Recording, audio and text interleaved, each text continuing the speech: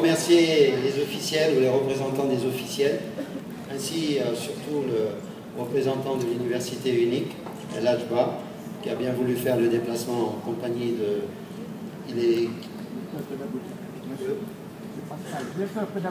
le directeur pédagogique de l'université. Donc je vous remercie amplement. Je vous invite à venir tous les deux sur le podium avec moi, si vous le voulez bien.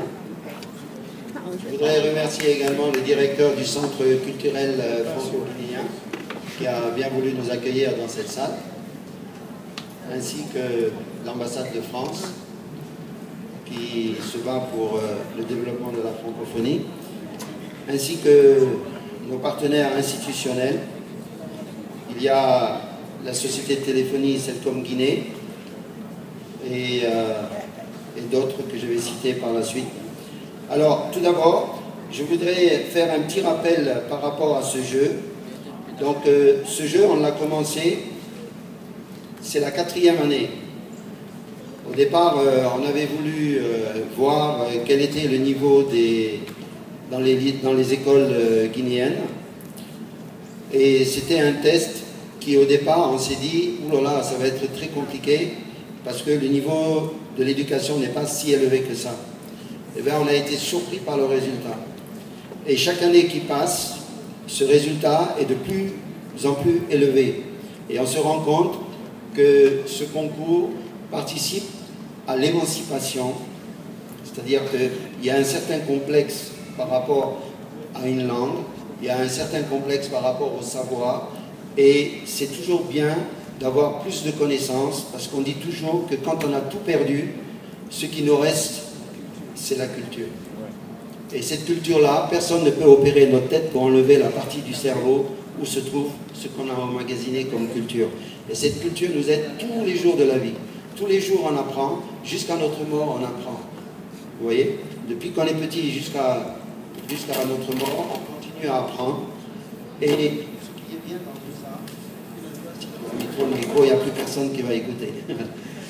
Alors, ce qui est bien dans tout ça, c'est qu'il faut toujours avoir cette mentalité d'apprendre de tout le monde, d'apprendre du grand, d'apprendre du petit, d'apprendre de l'homme, d'apprendre de la femme, d'apprendre de la personne éduquée, d'apprendre de la personne qui n'a pas une certaine éducation, une certaine culture, parce qu'on a toujours quelque chose à apprendre. Et le meilleur moyen d'apprendre et de se cultiver, c'est bien sûr, vous le savez tous, la lecture. Alors c'est pour cela qu'on a voulu participer dans ces 72 heures du livre pour montrer notre attachement au développement de la culture. Et ce développement de la culture, le meilleur moyen de le faire, c'est à travers la lecture. Alors nous saluons donc le PNUD qui a offert des chèques de livres d'une valeur de 70 000 francs que nous allons donner à tous les candidats qui ont participé donc à ce Grand Prix. Ce Grand Prix regroupé, donc comme chaque année on choisit les 32 lycées après disons, un petit concours pour les départager. On retient 32 écoles et les 3 premières éditions on les a fait avec des écoles de Conakry et des lycées de Conakry, et on a décidé que pour cette année on allait intégrer tous les lycées du pays. Et on a été surpris de voir qu'à l'intérieur du pays, eh bien, le niveau est très bien aussi. On vous l'a expliqué, on a eu des gens qui sont venus de l'Abbé, de Mamou, de Farana, et qui ont bien travaillé. Et la preuve, c'est qu'on a quelqu'un de Dubreka ici, en finale, qu'on applaudit d'ailleurs.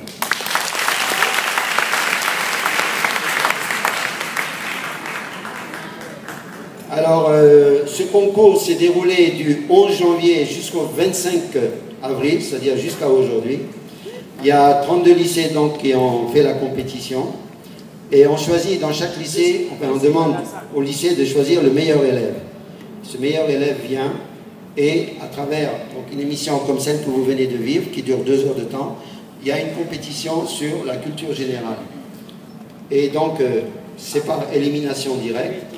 Et donc, on fait pour la première manche, après la deuxième manche, puis les quarts de finale, les huitièmes de finale, les quarts de finale, la demi-finale et la finale à laquelle on assiste aujourd'hui. L'année passée, on a connu la victoire d'une jeune élève de 18 ans, mademoiselle Yanati Kouyaté, dont la maman est présente ici. Madame, vous pouvez vous lever.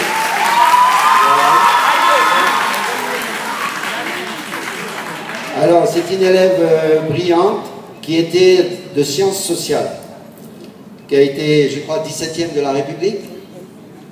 Comment? 16e. Donc, de la République en sciences sociales, pour le baccalauréat. Donc, elle est partie, donc on avait offert un voyage culturel en France, donc on est partis ensemble avec l'animateur de l'émission. On a passé une quinzaine de jours là-bas, en voyage culturel, à la découverte de la francophonie. C'était le prix qu'on proposait l'année passée. Et là, en revenant, elle a eu sa bourse, elle a eu, donc à travers Campus France, une bourse. Elle est en train d'étudier à Lyon. Et on la félicite parce qu'elle est très brillante, même à Lyon. Alors, la première édition de cette compétition a vu la victoire de Daouda Diané, élève en terminale sciences mathématiques. Il est là? Alors on invite Daouda Diané à venir sur le podium, s'il vous plaît. Élève en terminale sciences mathématiques du complexe scolaire Mamouna Touré de Sik Madina. On dit que Sik Madina c'est un ghetto, et vous voyez qu'il y a des brillants gars qui sortent de Sik Madina. Les gens de Sik Madina refusent cette terminée.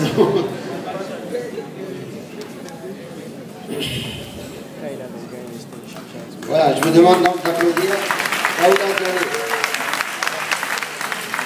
premier gagnant du concours de culture générale. La deuxième année, on a eu le vainqueur, c'était Sori Kaba. Est-ce que Sori Kaba est parmi nous? Ah, il est en France, vous voyez.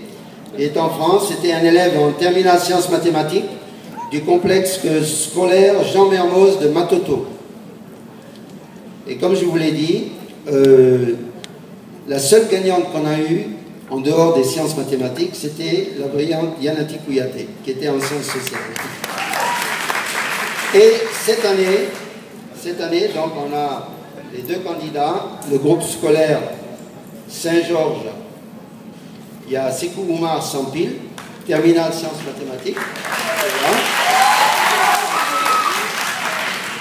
Et le lycée Méli Moussa Camara de Dubreka, représenté par Bidon Gongara, le terminal sciences mathématiques aussi.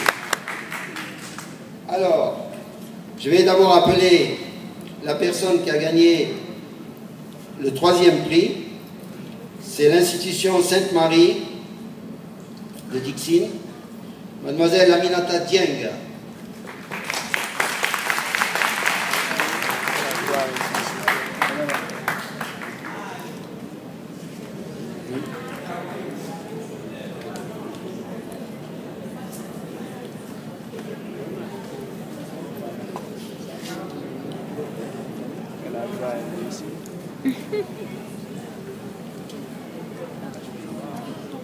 Non, pas sur le repas.